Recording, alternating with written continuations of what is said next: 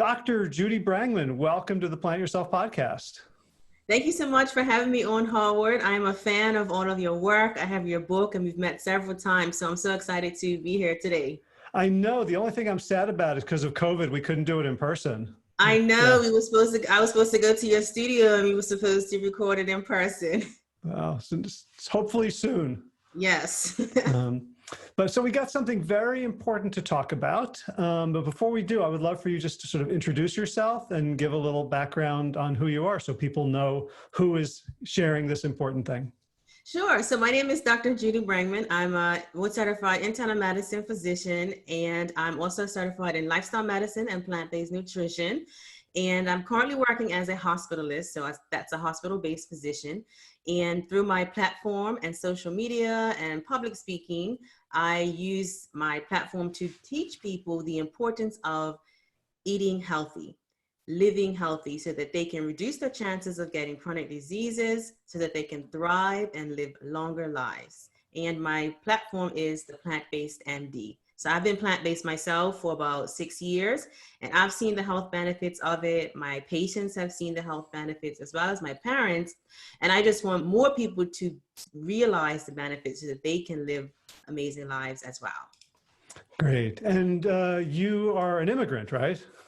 I am originally from Bermuda, yes. I don't actually use the term immigrant per se, but yes, I'm an American citizen technically. Like long back end story, but I'm from Bermuda. That's where my family is, and that's where I grew up. My family still lives in Bermuda, so I still consider myself Bermudian, actually. So before we get into it, I'm just curious, when you came to the United States, did you see differences in your outlook between being Bermudian versus like African American? Absolutely, and that is an interesting question. So just for your viewers, so when I first came here, I was 19. I came here for college to finish college, and I really did not feel or know that I was Black so much until I came to America. I know that sounds funny, but in my mind, I was and always think of myself as a Bermudian. And although race is important, I found that it was much more of an issue when I came to the US. So people would say things like, oh, you're lighter skin. Like Black people would say this. Oh, you're lighter skin. Are you mixed? Oh, your hair is softer or it's less curly. Are you mixed? And they would make these statements about skin color and race that was foreign to me. And then as I lived in the US longer, I started to hear stories from African Americans about their experiences here. And in my mind, being naive, I would say ignorant things like, slavery ended a long time ago. Why are we still talking about this? And what are you guys talking about? And to me, I just thought it was just something that people were making race about everything when it really wasn't. And I've been in this country now for 20 years. And so over the years, I've come to actually realize that, no, they're not just imagining things. They're not just making this up. This is actually real. And I know this because I started to experience it. The first time I really became aware of it myself personally was not until residency, actually. I think I maybe was more naive, again, because I grew up in Bermuda, and it just, mostly everyone in Bermuda is Black. So I didn't really have, that concept, I guess. It wasn't actually until residency when I was doing my first year of residency in Alabama, in Mobile, Alabama, a very rural area. So that was when it was basically thrown in my face. And I was like, wow, this is a lot. Do you have an example? It's just, well, yeah, I had patients that were wanting to see a white doctor. That was new to me.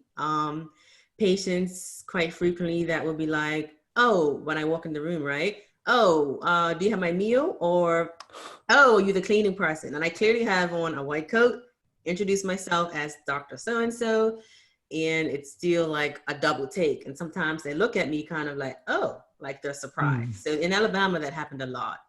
It doesn't happen so much in the other cities that I've moved to since then, North Carolina and the DC area, but Alabama was very, very racially charged.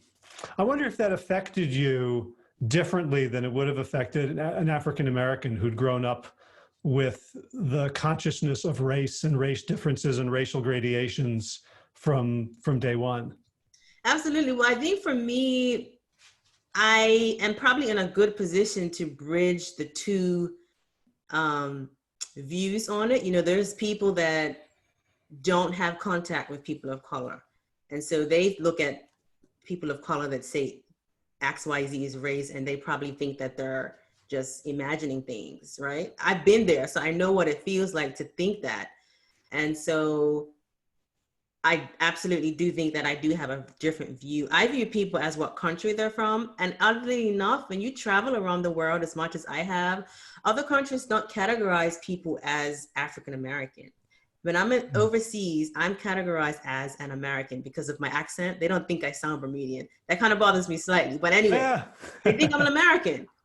Now, they may in their mind think of me as being Black, but the main thing is, what country are you from? And so to me, even the term African American has always been something that I really didn't quite understand. Like, why is there a difference? Why don't we say Caucasian American, and why do we say African American? I don't know. Those are just thoughts that I have. It just seems interesting because in Bermuda, we don't say white Bermudian and Black Bermudian. Yeah, I guess, you know, it's like wherever you're from, there will be some sort of taxonomy that could be very different from the one that you know. Like when I went to England, I was clueless about differences because they were all based on accent. Yeah, exactly. Right? Like I wasn't part of that. It wasn't like they looked at me and said, "Oh, you're this class." Like I was a, you know, a different bird completely, but I also couldn't tell that this person shouldn't be, you know, the boss of that person because they had, you know, an East End working class accent and the other person had a Midlands upper class Oxford accent. Exactly. And then even for me, I would not experience as much racism as someone who's born in this country, just being quite honest, because Bermudians tend to have a different outlook. I don't know how to say this, but people tend to classify people of color differently based on where they're from. Like if they're from the Caribbean, I feel like they're viewed in a positive way. Whereas if they're from this country, I feel like they're viewed maybe in a little bit of a negative way. So I notice a subtle difference. And it's interesting. But yeah. Well, white people love Bob Marley. right. Like that's the accent you're supposed to have, right? Yeah, well, they love the culture. So thank you for that introduction. And you have just put together something that I think has never been done before. And this is one of these things, like the minute I saw it, I'm like, well, that's an obvious thing that needs to be done. And yet until I saw it, it didn't occur to me that there hadn't been one. Can you describe what you're working on that people can get involved in like real soon? Absolutely. So on September 14th, I am launching a online plant-based health summit. It's called the Reclaim Your Health Summit. And I have gathered together 20 plant-based health experts that are all people of color to spread the message about plant-based nutrition, to talk about chronic disease prevention, as well as to discuss the context of food insecurity, food deserts, as well as healthcare and racial bias. And this has become particularly important to me at this time because we're in the middle of a pandemic. And the data came out that showed that African Americans are disproportionately affected by COVID, more likely to die from COVID compared to other groups, even more than Hispanics. If you look at the states that broke down data by race, Illinois, Chicago, Louisiana, I think were some of the states and cities that African Americans were disproportionately affected. And then also there's the racial tensions that are coming about with, Breonna Taylor and the other individuals that were recently killed by police. And it just became clear to me that people of color tend to gravitate to people of color. People of whatever skin color you are or what background you have, we tend to gravitate to people that look like us. And so if the plant-based message is the key to preventing chronic disease, which I believe it is, the evidence shows that. If plant-based message is the key to even reversing certain chronic diseases, then we need the people that are most at risk for dying from chronic diseases to see the message and to believe in it and to think that it's something for them. And I think right now in the vegan space, you don't really see as much people of color. However, people of color are actually the growing, people of color are actually the group that is growing in numbers as far as veganism goes. But when you look at the conferences, the online health summits, and the major vegan plant-based organizations, you won't see very many people of color. If you have a summit, it may have 20 to 30 people, but only 2 people of color. So what does that mean? The individual that has diabetes, heart disease, that's African-American, that needs to become plant-based, they're not gonna sign up for it.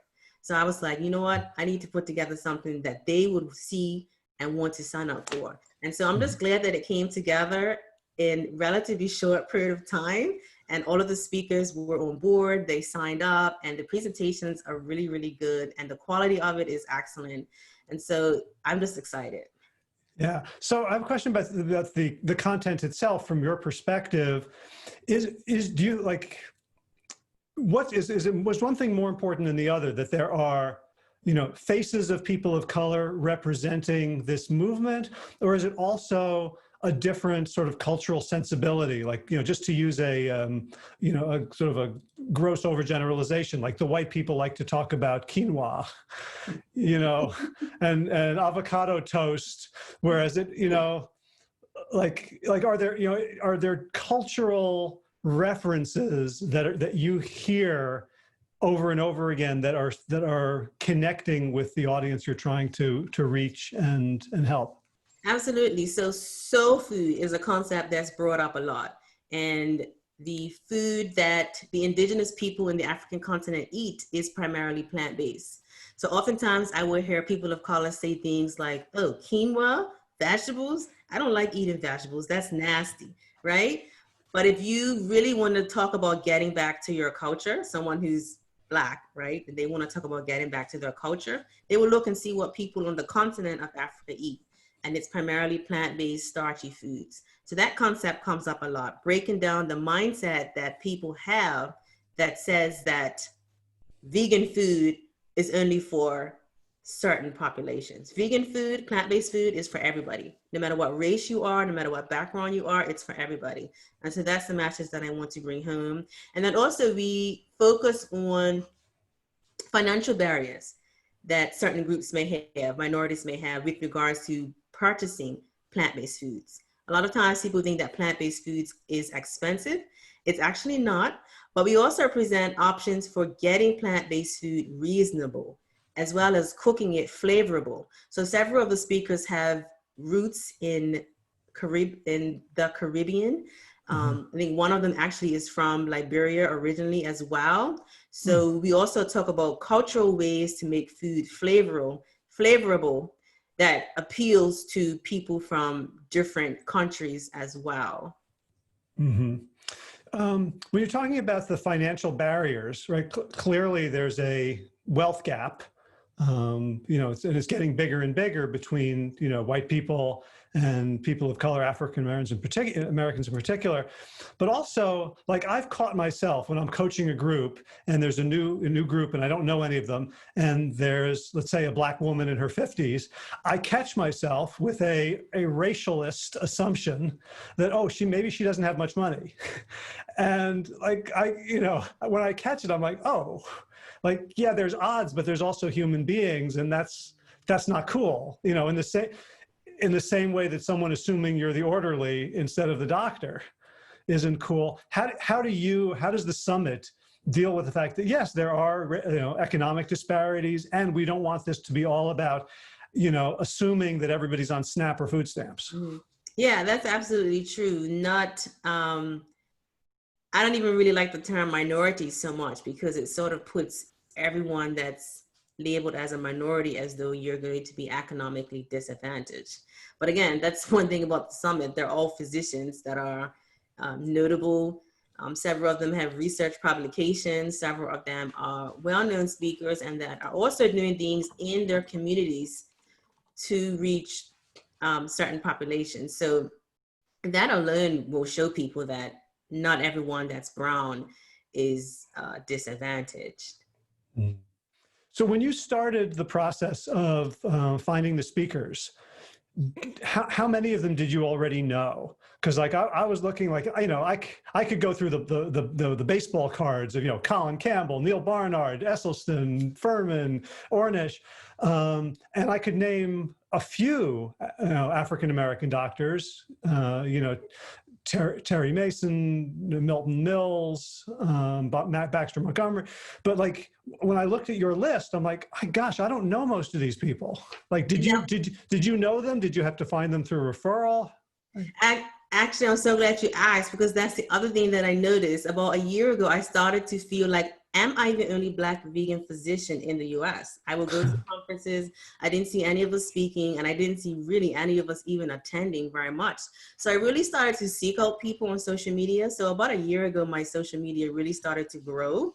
And so I pretty much network heavily. It's just something that I do naturally. I'm just like a people person. So I'm always seeking out other vegan anybody.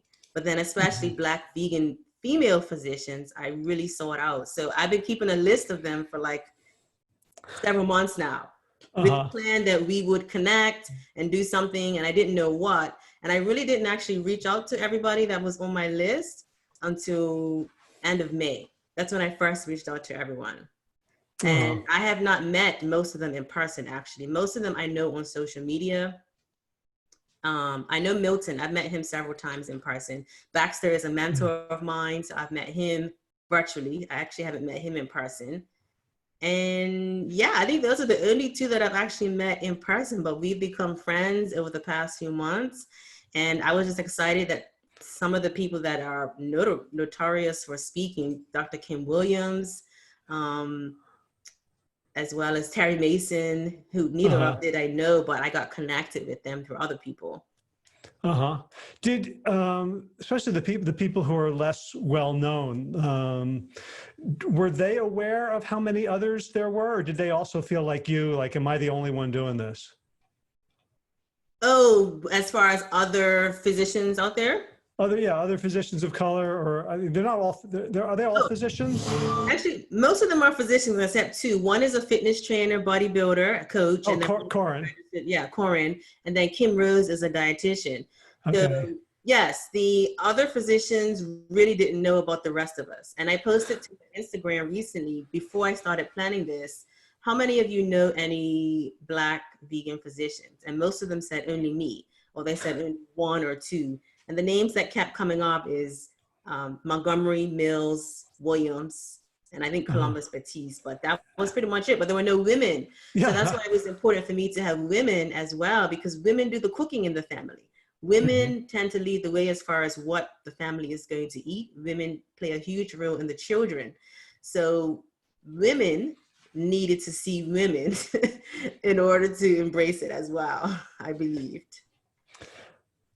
Yeah, and I'm looking through this list here. I mean, I can imagine, you know, if you guys got on a Slack channel or a private Facebook group, like that would be like really important for a lot of you to have a tribe and to sort of, you know, begin to create you know, not just networks but policy.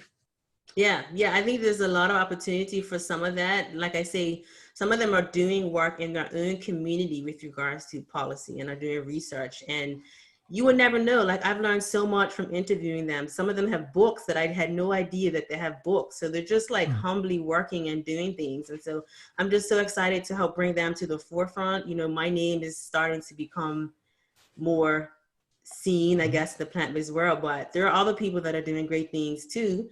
And so this summit is really just a start. I think it's a start of something great.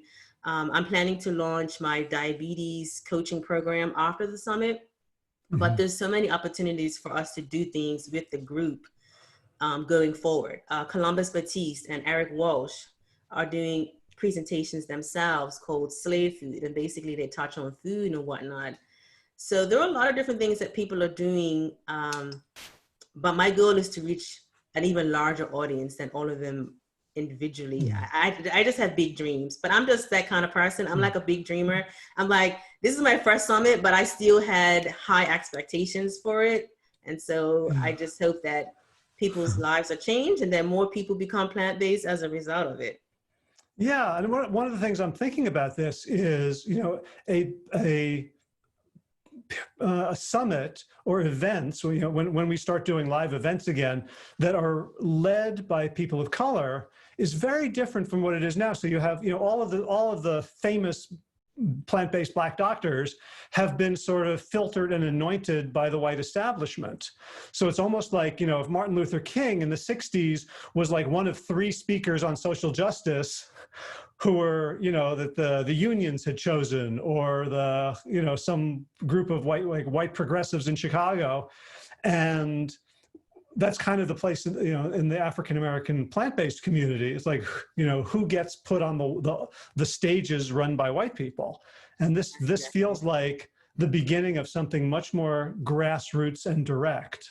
Yeah, absolutely. And that's what I have always wanted, actually. I didn't know that it would come together like this. In-person health retreats and events. There are several that are put on by other organizations. And if you look at the audience, they're mostly Caucasian people. Very few, if any, are people of color. So the summit that I'm doing, I have Dr. Tinka Barnes. She's a dancer. She's a physician as well. And she actually is incorporating dance and movement. We talk about African dance and how that is a good form of exercise for you. So things that are relatable to that specific population is super, super important. And also, we're very non-judgmental. I was very particular to make sure that the content was not vegan, but more whole food, plant-based, eat more fruits and vegetables. That really is the bottom line that I want people to take home. You do not have to have a label of whatever it is, but I'm sure any change that anyone makes that watches the summit to eat more vegetables is a step in the right direction. And so also it's important to see medical doctors sharing this information. This is something else that you and several people may not know, but I'm in a lot of Black vegan groups, and there's a lot of misinformation in general on the internet everywhere. But then also I want to make sure that the information that this particular audience is getting is from sources that they feel that they can trust. And so, yeah. Yeah, that's one thing I wanted to ask you about, because right now we're living in such a polarized world where, you have to really toe your party line or else you're going to get pilloried and ostracized. But like, if you say, well, maybe New York is approaching herd immunity, then you are an anti-masking, COVID hoaxer who also believes 5G and vaccines are like, you have to be on. And, I understand the fault lines in my community. But I also know in the Black community, there are different fault lines, and there's a lot more distrust of Western medicine from things like Tuskegee, from, a study came out, 2 weeks ago, that a Black baby is 3 times more likely to die when attended by a white physician than a Black physician. That there's a long tradition of sort of, herbalism, and like Dr. Sebi is considered honorable in the Black community and a quack by most of the white community. Like, what sorts of misinformation do you feel are harmful, and what things are maybe not scientifically validated but still culturally important? Yeah, so I'm so glad that you bring that up. So Dr. Sebi, a lot of the things that he says are actually not founded in evidence from what I've read. There seems to be a common belief that you don't need to go to the doctor. So the distrust that you mentioned, a lot of people that are Black and vegan think that they don't need to go to the doctor because they're vegan and they don't like taking medicines. But that's something else that we reiterate several times in this summit is you need to see your doctor at least once a year to get a physical. If you're vegan, you need to be taking a B12 supplement. I do not care if you're taking nutritional yeast, sea moss, all these other things that people think, or fortified foods. Get your level checked. It's so simple and easy to get a B12 level. And then also another thing that people of color tend to assume is that, and I used to think this too, growing up in Bermuda, that I don't need to wear sunscreen because I'm brown. But that's not true at all. Brown people still need to wear sunscreen And we still very well could be vitamin D deficient, even if we're spending a lot of time in the sun. And so one of the speakers is a dermatologist. She's excellent, Dr. Heather Woolery-Lloyd. And she basically breaks all of this down. She talks about sunscreen. She talks about how the sun affects our skin. She even talks about how food affects our skin, the food that we eat. It was very, very fascinating for me because I had not heard a lot of these things that she was sharing, and even a lot of some of the things that the speakers were sharing too. I learned a lot. So it definitely was an eye opener. I even have a podiatrist that talks about skin cancer and feet. She shows pictures of the skin. And oftentimes Black people don't think that a brown spot could be cancer. We're not mindful of it like white people are. Like you guys, like people that are fairer skin tend to be more conscious of skin cancer and skin conditions. And I think in the Black community, there seems to be a belief that we can't get skin cancer. Which you mentioned Bob Marley earlier, and he actually died from skin cancer. There was an article like this week in the Washington Post about the problem with dermatology education. Like most of the pictures are white people. Like doctors are not trained to identify skin issues in people without fair skin. That is absolutely true. And Dr. Heather Woolery-Lloyd talks about that too. And I noticed that when I was in training, a lot of the pictures for any medical condition were not brown skin. So we need more brown people in the research. We need more brown people in the pictures. And then healthcare providers need to be more aware of how skin conditions manifest differently in people of color. So this summit is also relevant to healthcare providers. It's geared for the general population. So of course the research is mentioned and the science is mentioned, but it's also understandable so that the average person can understand it. And then we know that most medical professionals, just being real, don't know anything about nutrition or plant-based nutrition. So I'm sure they will learn tons too, as well, even if they are a medical doctor in the Western traditional medical system. So you have 5 bullet point reasons for people to sign up for the summit. And we should say what the URL is. Yeah. So why don't you say it now, and then we'll repeat it at the end. Yeah. So the website is reclaimyourhealthsummit.com. And you can sign up there. It takes a few seconds, enter your email, your name, and you will be in. All right. So the first 2 bullets are, from my perspective, sort of standard, right? Wake up every morning feeling happier, less stressed, fulfilled, having more energy. Got it. Like that's universal. Second one, similarly, a community of plant-based health experts who want you to thrive and live well. Like say it to anyone. Third one, if you wish there were more Black and brown people in the plant-based space. So I love that. And, you and I met at the Triangle Veg Fest, which I think did a fantastic job. Yes, they had a panel. That was amazing. Dr. Mills was on that, and Helene that plans that event. She's amazing. Right. And it took, it took Queenie to kind of slapping Helene around to get her to realize, and she said this publicly, like, what do you mean diversity? We have doctors and nurses, and it's like, no, diversity. Yeah. Like, what is the, for my non-people of color audience, what's the benefit of that? Why do we care?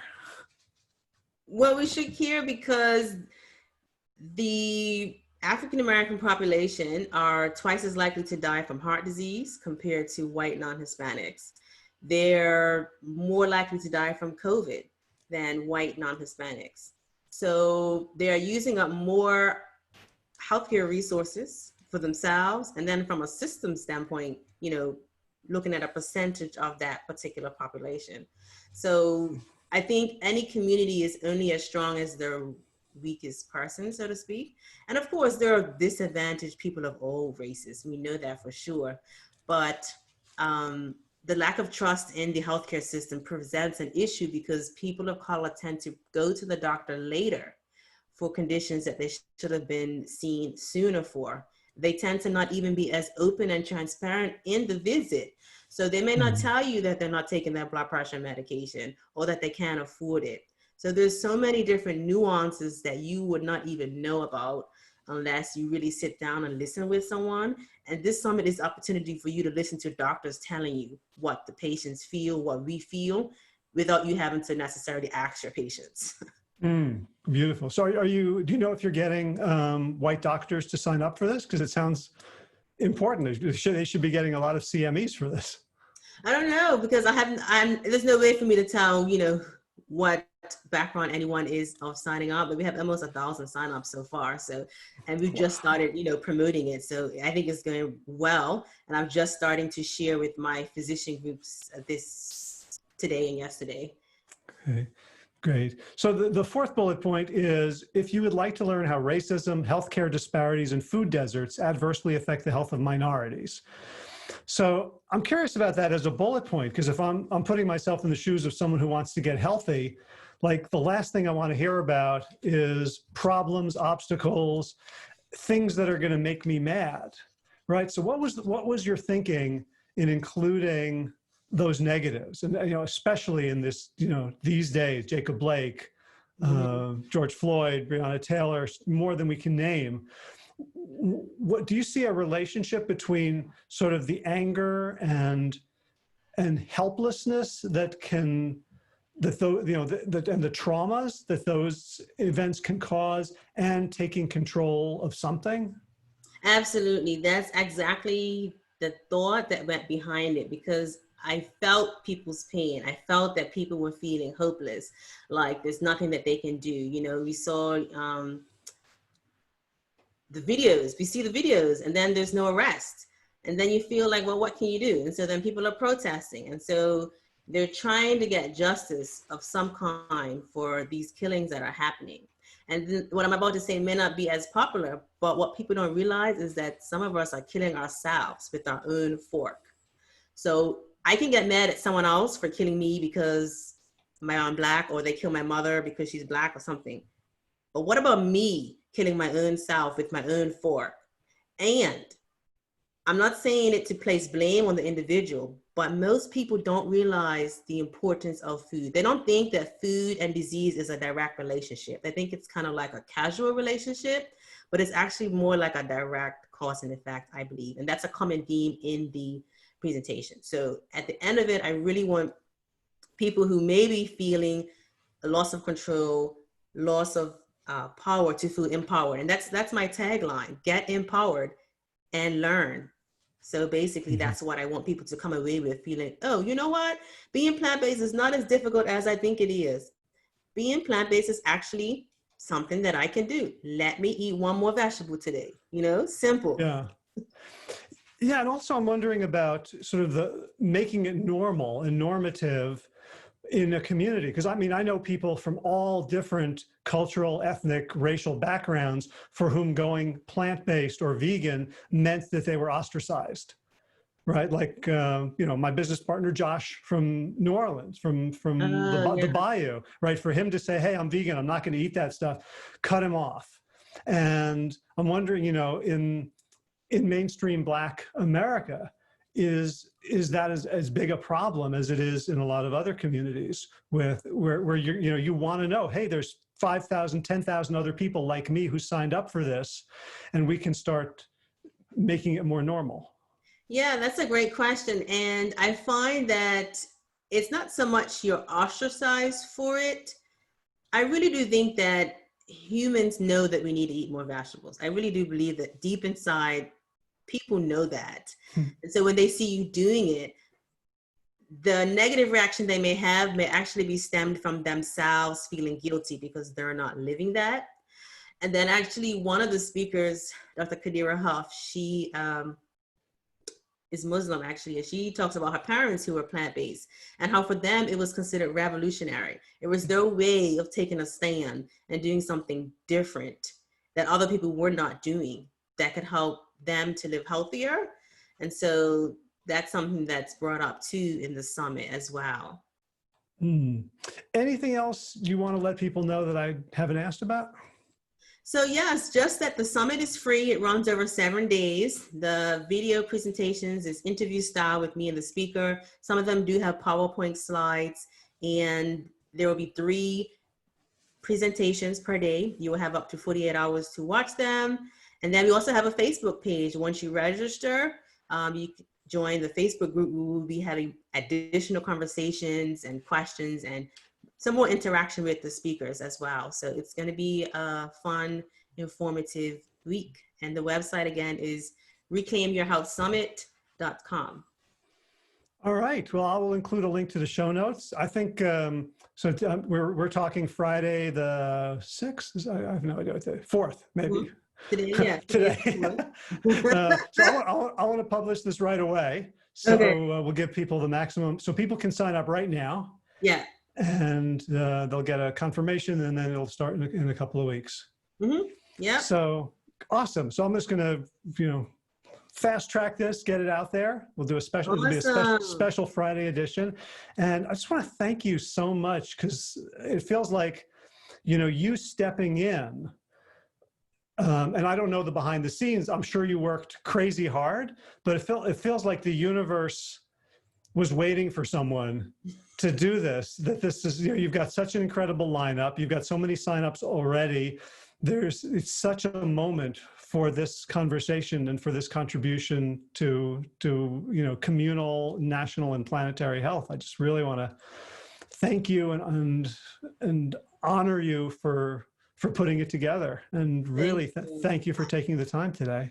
Thank you so much. I do think there was some divine for sure involved with the idea. I tend to get ideas and then I can't sleep on it and then I have to do it. And it always is a success. So that was with my journey to even become a physician in the first place. So I do think that, God, I have to give credit for pretty much everything. And I was able to find team members, video editor, web developer, coach that really came together to help bring my vision to life. All right. Well, I'm looking forward to watching the presentations, and I encourage everybody to go sign up if you're interested. And again, Dr. Judy Brangman, thank you so much for all you do and for taking the time today. Thank you so much, Howard, and thank you so much for all that you do as well. It was my pleasure. Cool.